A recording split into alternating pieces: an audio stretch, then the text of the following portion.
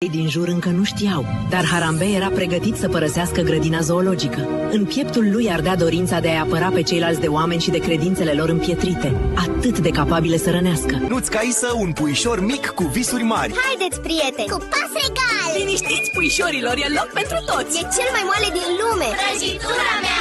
Prietenia face totul mai strălucitor. Suntem o familie, oricât de diferiți am fi.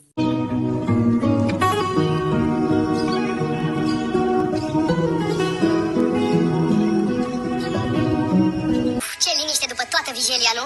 Așa este, ploaia s-a potolit, iar scorbura asta de cais ne-a primit ca pe niște nobili rătăciți. Prea bine, e vremea să croim un plan regal pentru viitorul nostru de familie. Hotărât, eu găsesc frunze mari pentru acoperiș, iar tu, maestru al confortului, adun mușchi. Cine se așează frunza asta, parcă e făcută să ne apere. Și lanterna cu petale, uite cum luminează tot cuibușorul. Ce zici, ridicăm și o ușă de frunză să ne fie cald? Da, țin eu colțul, tu leagă-l sus. Perfect! Așa, și aici punem petale pentru saltea. E moale ca frișca, îmi vine să mă tăvălesc. Uite, am întins puful și e moale ca norii. Aici e patul tău, iar ăsta micuț e al meu. Sus avem ghirlanda cu petale, când adie vântul, parcă ne cântă. Iar aici, colțișorul de apă și gustări, să nu ne lipsească nimic. Arată ca un palat de povești.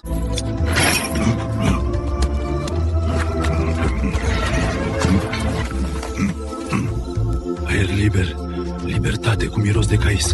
Aici nu mă judecă nimeni. Să rămân bun, chiar dacă m-au rănit. Vreau să văd cerul de aproape. Cum poruncești, aventurieră cu păturică.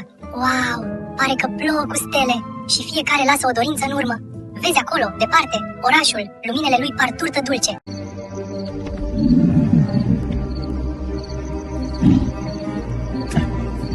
E frumos, nu? Iar frumos, nu-i așa? Dar de acolo, de lângă stele, orașul pare mai bun decât e. Acolo jos sunt multe povești dulci, dar și colți ascunși. Oamenii țin strâns de credințele lor și uită să asculte.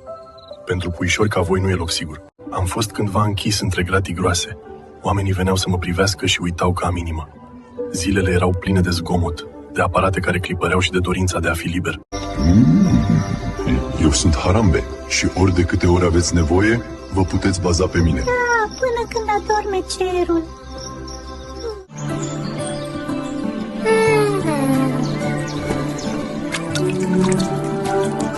Știi, tot mă gândesc la oraș. Turlele, felinarele, cofetăriile. Mi-ar plăcea să plimbăm penele pe acolo odată.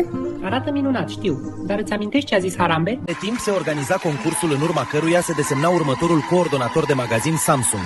Din zeci de participanți, fiecare cu planuri ambițioase, un mic profesor cu ochi mari a reușit să cucerească juriul. Rezultatul? Un câștigător care nu seamănă cu nimeni altcineva. Africă!